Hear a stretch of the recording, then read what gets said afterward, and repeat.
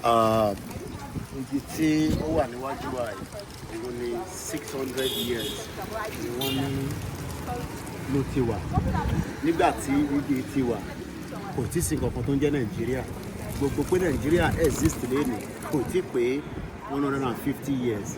Nǹkan kan right. So báwo ni àwọn tó ń gbé ní bíbá níjọ́ náà long ní 600 years ṣé a lè wá fetí wọn ká sọnù?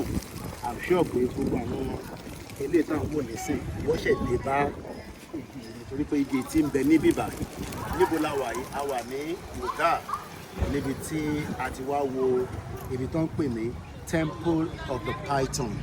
Orúkọ mi ni Ọlá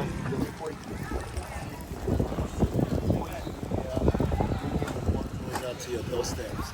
Níbi tí a ti ń wo bí gbogbo nǹkan ṣe láti lọ nípa àṣà, ìṣe àti gbogbo ohun tó ń pè ní culture Yorùbá.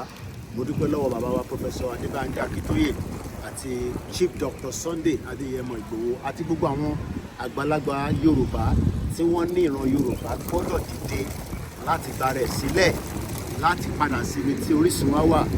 Tá bá wá gba Yorùbá nation, ṣùgbọ́n òun náà lẹ́ ń wò yìí kò dé church dúró, kò dá mọ́ṣáláṣí dúró. Bàbá àwọn làwọn ìdí lọ́jọ́ kẹrin nínú oṣù kẹta ọdún 2025 olúkálùkù máa ṣe tiẹ̀. Ẹ jẹ́ ká wọlé ká lọ wo bó ṣe ń lọ nínú ilé, àtún máa fún yín ní update tó bá ṣe ń lọ. Koikimedia, bringing the world closer to your doorsteps.